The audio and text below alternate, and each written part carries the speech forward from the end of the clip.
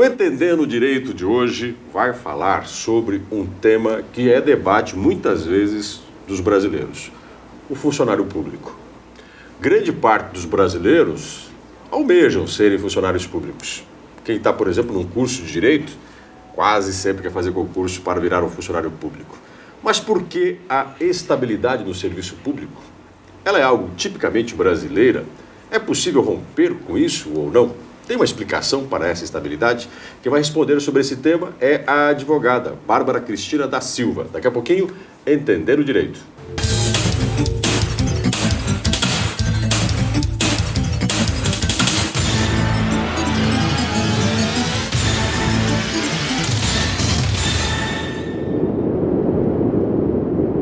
O Entender o Direito de hoje, como você acabou de ouvir aí na nossa apresentação, vai falar sobre os funcionários públicos.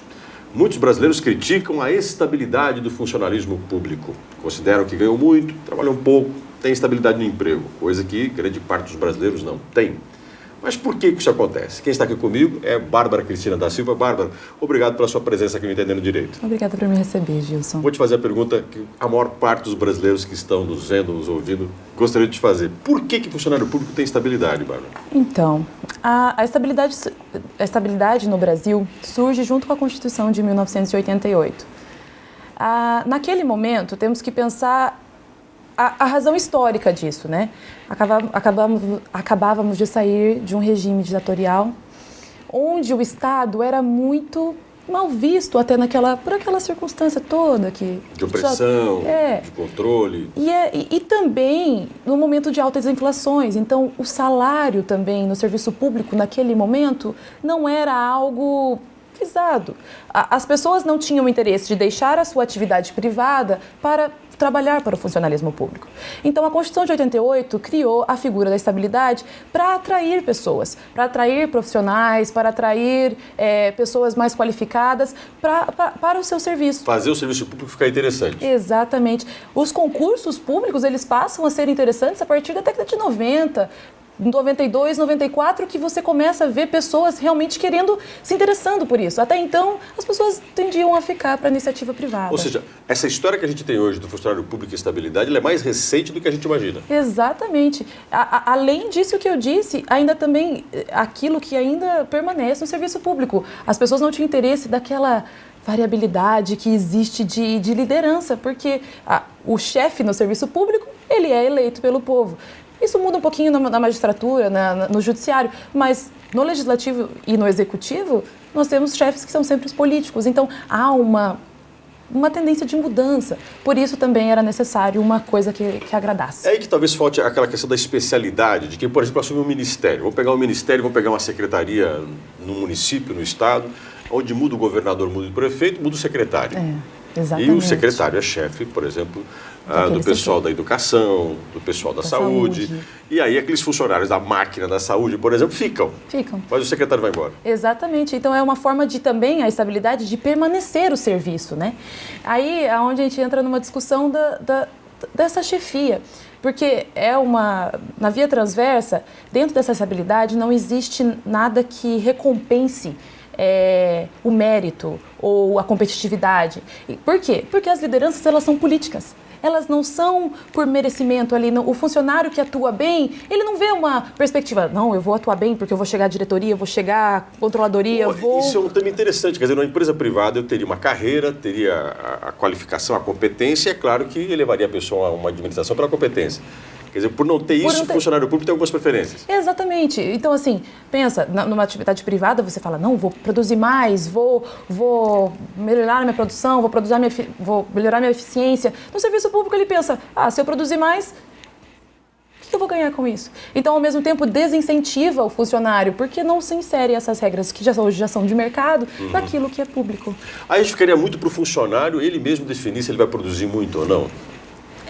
A lei até prevê formas de atuação do funcionário, mas isso é muito íntimo, porque pensa como é feita hoje a seleção de funcionários públicos. Voltamos a isso. Hoje no mercado, vamos primeiro dizer como é feito no mercado. as pessoas elas são submetidas a provas, geralmente de lógica, e que avaliam capacidades pessoais do indivíduo. Se ele tem iniciativa, se ele tem espírito de liderança, se ele consegue cooperar em equipe. As empresas pouco se preocupam com a capacidade técnica dessa pessoa que quer essa vaga. Por quê? Porque se ele não tem o conhecimento, ele manda ele para um curso, ele manda para uma faculdade, ele faz... Ela desenvolve a qualidade do ela seu desenvolve a qualidade do próprio funcionário. E isso é totalmente oposto no serviço público. Você avalia o quê? A capacidade técnica do indivíduo. Aquela pessoa que está lá, ela tem conhecimento. Não podemos tirar esse mérito dela. Mas eu não sei dizer se ela tem os requisitos necessários que são necessários para atender o povo. Porque é isso que é a essência do serviço público.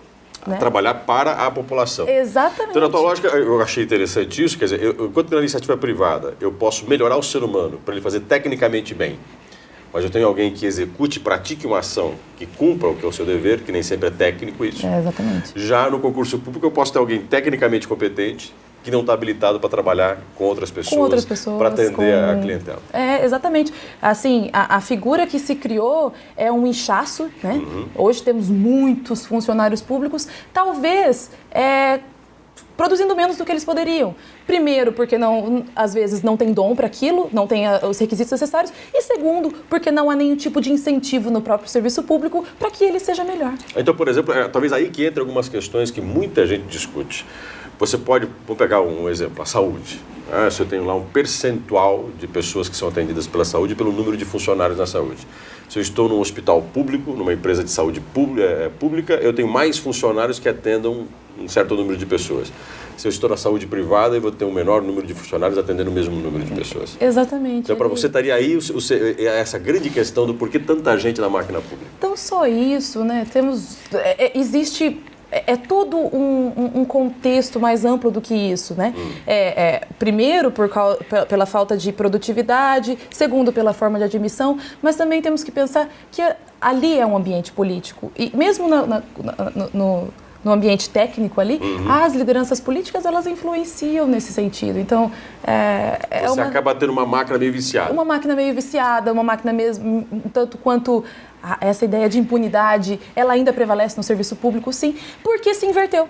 Porque o serviço público, o que é a essência da palavra servidor? Se ele é um servidor, é porque ele serve alguém. E se inverteu. Com a estabilidade, ele passou a estar acima do serviço que ele deveria estar prestando.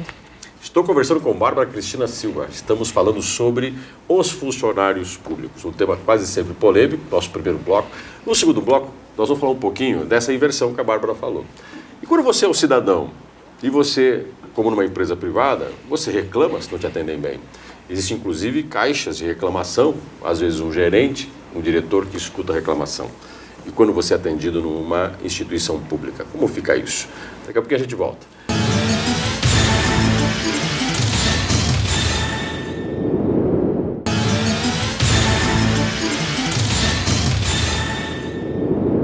O Entender o Direito de hoje está conversando com Bárbara Cristina Silva. Nós estamos falando sobre funcionários públicos, um tema polêmico.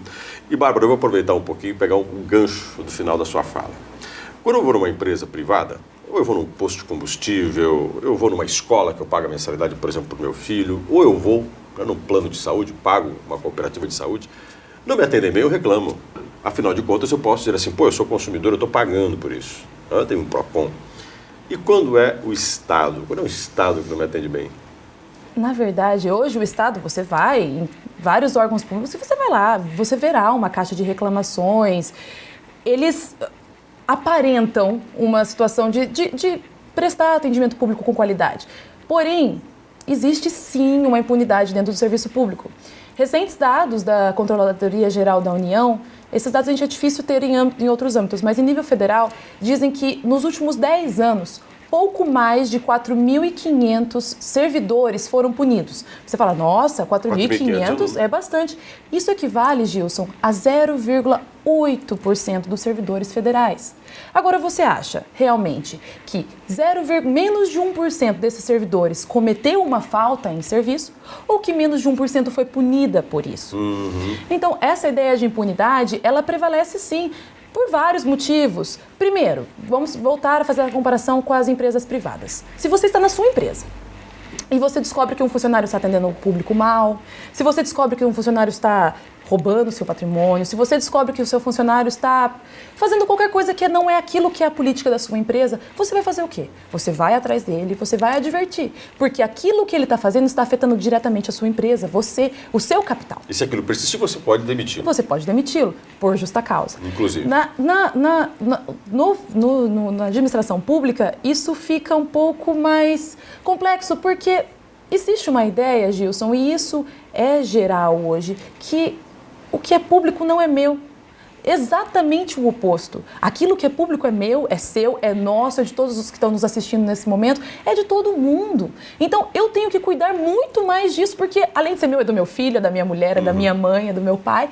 E, então, ao contrário do que acontece nas empresas privadas, no funcionalismo público é uma ideia de tipo, vamos deixar, coitado, ele passou no serviço público, Bárbara, tem um pouco de corporativismo nisso? Com certeza, existe muito corporativismo dentro do serviço público, como em todas os ambientes existe um corporativismo. Você protege aquele que é seu próximo. E esse é um problema na hora de fazer um processo administrativo disciplinar. Porque, Gilson, a Constituição Federal estabelece 3 formas de perder essa estabilidade. A primeira é através de uma sentença judicial transitada em julgado. A pessoa é condenada por um crime, tem como um crime de privativo de liberdade. Não há como ela trabalhar, porque ela vai prestar a pena, né? Vai cumprir a sua pena. Então, a segunda é através de um processo administrativo, em que se garanta o contraditório e ampla defesa. E a terceira seria através de avaliações regulares de eficiência. Tá, vamos pegar. A primeira, só para o nosso telespectador poder entender. Ou ele foi condenado por um crime, está cumprindo a pena, está afastado. Exatamente. Na segunda... Ou também, no caso de improbidade, por exemplo, que daí, na improbidade, em crimes de improbidade, a pena é exatamente da perda da função pública. Então, é outra casa. Quando ele usa o patrimônio público em benefício próprio. Não só isso, a improbidade é muito mais ampla. Você não resguardar os princípios da administração pública já é uma improbidade. A lei de improbidade, não é só você roubar o erário que vai ser a pena, mas ela é bem mais ampla. Você não garantir publicidade aos seus atos, não garantir eficiência, não garantir a moralidade administrativa, são todas passíveis de um processo contra um funcionário público. Exatamente, de improbidade. Só que você falou que menos de 1% são punidos. Por quê? Porque esses 1% geralmente esses estamos falando daí na segunda hipótese, quando falamos de processo administrativo. O processo administrativo disciplinar, Gilson, tive a oportunidade de acompanhar alguns, é muito truncado. Assim como tudo da administração pública, ele é muito burocrático. Ele prevê normativas próprias e muito específicas, de tal forma que uma comissão para julgar um servidor, ela tem que ser composta por pares. É como o tribunal de júri. A pessoa que matou, ele vai ser processado por pares, por iguais, então, por pessoas da sociedade. Médicos julgam médicos. Médicos. Advogados julgam advogados. Mas não só isso. Você pode ter... Eu não preciso que seja um médico para julgar uma pessoa. Eu posso ter um administrador que... A pessoa que tem ali o mesmo nível de ensino, a lei ainda prevê. Você vai compor pelos pares. Os pares... Funcionários públicos também. Os outros funcionários públicos. Não pode ter cargo comissionado na comissão. Se eles não forem assessorados por um advogado ou não tiverem um advogado nessa comissão, com certeza, Gilson, 90% de chance que haverá alguma nulidade nesse processo administrativo disciplinar, que após, quando você for para o judiciário, quando esse servidor for para o judiciário, ele vai conseguir reverter a decisão. E não porque ele não cometeu aquela falta, mas sim porque houve algum erro de procedimento ali no meio do caminho nesse processo. Eu estou conversando com a Bárbara Cristina, que é advogada, estamos falando sobre funcionários públicos. O tema vai pegar um pouco mais de fogo no final, porque eu vou perguntar para a Bárbara. Bárbara, você é contra ou você é a favor da estabilidade dos funcionários públicos? Como fazer num país onde nós precisamos de eficiência da máquina pública, se gasta muito com a máquina pública, e nós precisaríamos enxugá-la sem perder qualidade ou ganhando qualidade? Como resolver esse dilema? Daqui a pouquinho a gente volta.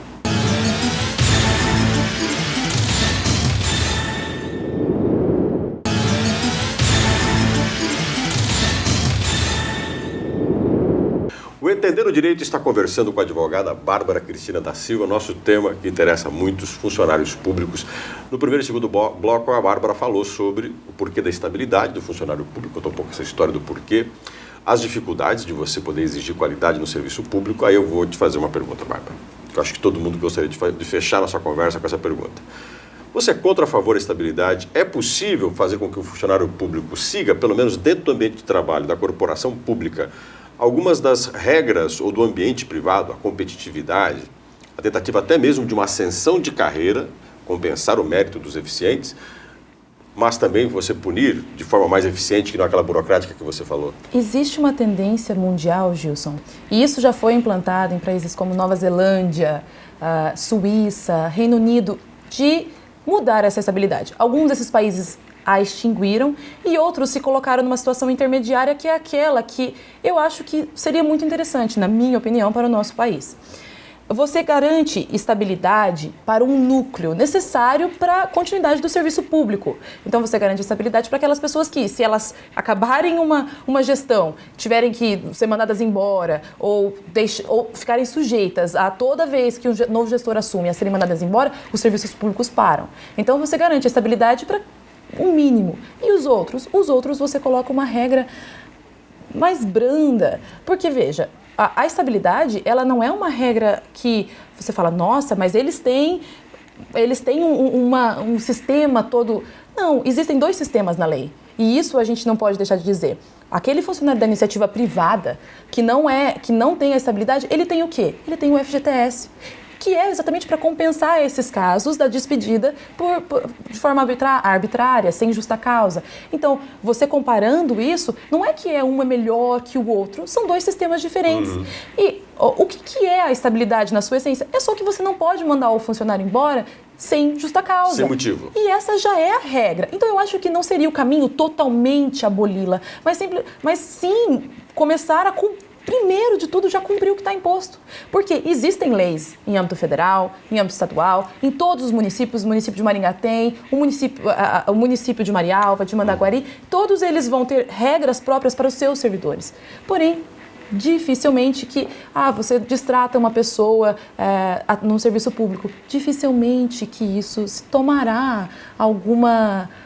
virará algum tipo de punição dentro ali daquele serviço. Né? Agora, eu queria te fazer uma pergunta sobre uma função pública, usando como exemplo. É um exemplo. Poderíamos levar isso para outras áreas da máquina pública, que é a educação. Em uma conversa com a Secretaria Municipal de Ensino e com um diretor, inclusive, da Secretaria, e depois com a Secretaria Estadual de Educação, nas duas secretarias, existem critérios de avaliação dos professores. Inclusive que leva em consideração, entre outras coisas, a assiduidade. Tá? Cumprir o horário, não faltar. Contudo, existe, dentro da máquina pública, no caso da educação, um grande número de professores que se afastam por alguns motivos de saúde, alguns deles de forma crônica. Numa conversa informal com um membro da administração pública, ele disse que existe, no grupo de docentes, quase 1 ano de atestado, somando os dias que todos eles param em 1 ano letivo. O que não seria quase que admitido numa instituição privada. Dentro desse exemplo, estou usando isso como um exemplo, tá? Não estou dizendo que os professores se afastam por qualquer coisa da sua função, não é isso. Como é que a gente pode, enquanto cidadão, existindo critérios de avaliação, fazer com que isso seja efetivamente cobrado? Objetivamente, levo meu filho para a escola, meu filho não tem aula num dia, não tem aula no outro, não tem aula no outro, não tem aula no outro. Olha, nessa situação da educação, Gilson, isso é um problema, assim, que não pode ser aceito pelo cidadão. O professor tem que estar em aula. O cidadão não pode pagar por essas ausências desses professores. O cidadão deve procurar o Ministério Público, o cidadão deve procurar a Secretaria de Educação. O cidadão não pode se calar diante de uma situação dessa, porque pagamos todos os impostos e se não pagamos, vamos responder por isso. Naquela ideia, se fosse a propriedade pública não é de ninguém, ela é de todo mundo. Ela é de todo mundo. Então, se eu não tenho professor lá, não é só meu filho que não tem professor, é a sociedade que não está tendo professor naquele momento. É difícil um pouco falar em relação ao magistério, porque, via de regra, os professores eles têm, sim, um estatuto próprio para avaliação. eles têm que cumprir uma determinada carga horária de cursos, eles têm, sim, são avaliados em assiduidade. Isso é geralmente para eles progredirem, a gente fala de casas, né? Para eles irem ascendendo na carreira. Não que eles vão virarem chefes, mas eles vão chegar ganhar. Uma direção de uma escola, eles vão ganhar melhor. A direção, ela é via eleitoral. Então, às vezes, o professor ali, aquele que se dá bem, ele consegue, porque a sociedade ali daquela escola vai reconhecer o trabalho desse professor. Então, ali ainda na educação é um caso que isso ainda é um pouco melhor a forma, de alguma forma, ele é melhor recompensado por essas condições. Mas quando ele ascende, para explicar melhor, isso é apenas financeiro. Não é que ele vai ter um percentual, 1%, 2% em cima do salário dele, porque ele subiu. Agora, uma pergunta, aproveitando aí a nossa última discussão, muita gente fala da tecnocracia. Em vez de termos cargos eleitos, ministros que são indicados, aí depois do ministro uma série de cargos de confiança na sequência, seria melhor que nós tivéssemos pessoas que seriam funcionários selecionados na carreira para administrarem o ministério e a secretaria? Na tua opinião, a tecnocracia deveria valer no Brasil? Olha, Gilson, por experiência nossa, do dia a dia, eu acredito que sim. É muito difícil hoje você ter como chefe pessoas que não são habilitadas naquela área, porque o técnico ele fica um pouco preso, porque ele tem aquele conhecimento e o chefe que tem a visão política, ele não concorda com aquela visão que o técnico tem. E vamos falar às claras, o político ele pensa politicamente, ele pensa eleitoralmente, ele pensa no voto. É por isso que existe essa situação da impunidade, porque o político não quer desagradar. É só ver a condição que aconteceu no Paraná ano passado com os professores, aquilo que está acontecendo hoje em nível federal, que é necessário desagradar a população e isso é muito sensível para o político, porque ele não quer desagradar, porque se ele desagradar, isso custa votos. E isso acontece hoje no âmbito das chefias. As chefias não querem seguir o que o técnico orienta a eles, porque eles falam, mas e meus votos? E isso? E se eu fizer isso? E o impacto disso? Mais importante do que a função do órgão que eu administro e a minha permanência no cargo público. O político, ele perde a visão da primazia do interesse público, né? O interesse público primário, resguardar a sociedade, resguardar os direitos do cidadão, fica, às vezes, marginalizado pelo interesse próprio dele. Bárbara, muito obrigado por essa conversa aqui no Entendendo Direito. Eu que agradeço, Gilson. Conversamos com Bárbara Cristina da Silva, nós vimos a complexidade, né, de ser funcionário público no Brasil e a expectativa que os brasileiros têm, e não é pouca, de fazer com que a máquina pública funcione. Talvez até mais do que corrupção, a eficiência dos recursos públicos, entre outras coisas, talvez a máquina pública precisa ter um pouco do espírito privado. Mas vamos lutar por isso. Como diz a própria Bárbara, o cidadão tem que cobrar. Afinal de contas, não é porque é público que não é de ninguém. E é sim de todos nós e temos que preservar o que é nosso. O programa Entendendo Direito tem essa função de esclarecer os seus direitos, mas também os seus deveres. A consciência de cidadão para atuar para uma sociedade melhor. Até o nosso próximo programa.